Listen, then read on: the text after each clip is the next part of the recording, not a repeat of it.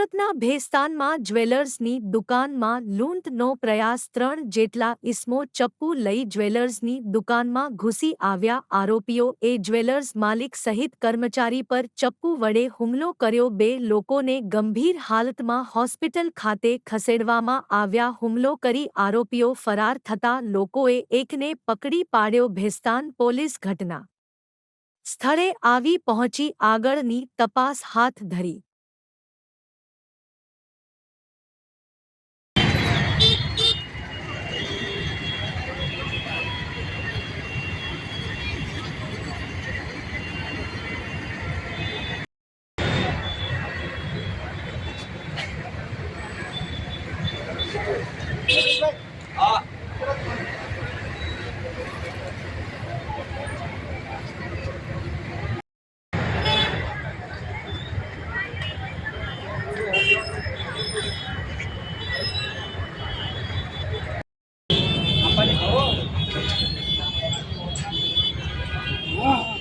मैं कॉल करता हूँ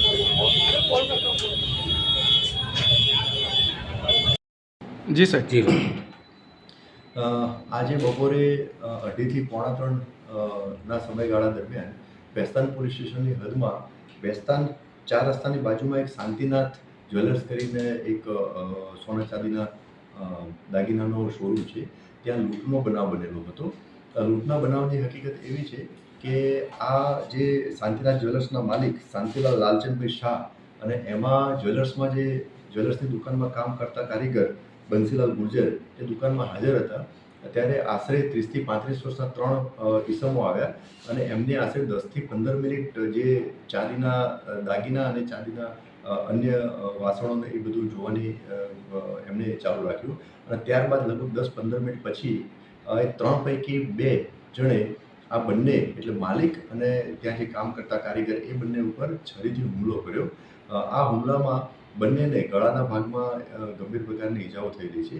એટલે આ બંને જે ભોગ બનનાર જે છે માલિક અને કારીગર એ બંનેને તાત્કાલિક એપોલો હોસ્પિટલમાં સારવાર અર્થે શિફ્ટ કરેલા છે. ત્યાં બંનેની સારવાર ચાલુ છે. જેમાંથી બંસીલાલ ગુર્જર જે છે એમને ગંભીર પ્રકારની ઈજાઓ થયેલી છે અને એમની સર્જરી ચાલુ છે અને શાંતિલાલ લાલચંદભાઈ શાહ એમને પણ સ્ટીચીસને આવેલા છે અને એમની પણ સારવાર ચાલુ છે. શાંતિલાલ શાહ એમની ફરિયાદ લેવાની અત્યારે કાર્યવાહી ચાલુ છે. આ 3 પૈકી 3 આરોપી હતા. એમાંથી એક ત્યાંના લોકલ પોલીસે લોકલ જે પબ્લિકે પકડી અને પોલીસને હેન્ડઓવર કરેલો છે.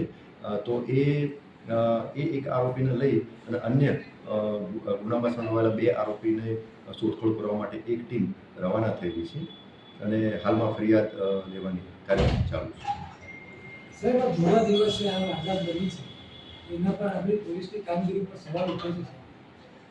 હજુ મેં જેમ આપને વાત કરી એમ હજુ ફરિયાદ લેવાની કાર્યવાહી ચાલુ છે. ગુના અટકાવવા માટે અને બનેલા ગુના શોધી કાઢવા માટે પોલીસ પેટ્રોલિંગ છે, વાહન ચેકિંગ છે, ક્રિમિનલ કેસીસમાં ઇન્વોલ્વ જે મિલકત સંબંધી ગુનાઓમાં ઇન્વોલ્વ આરોપીઓ પર સર્વેલન્સ રાખવાની પણ વિવિધ પ્રકારે કામગીરી કરી રહી છે. તેમ છતાં પણ આ બનાવ બન્યો છે.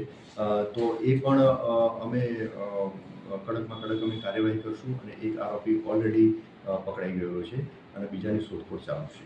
આ આરોપીને પકડવામાં સાહેબ વિરોધ ચર્ચા પ્રમાણે સ્થાનિક પત્રકારોનું પણ ઉઠાવવામાં એ હજુ મેં જે આપને વાત કરી કે હજુ ફરિયાદ લેવાની જ હજુ કાર્યવાહી ચાલુ છે.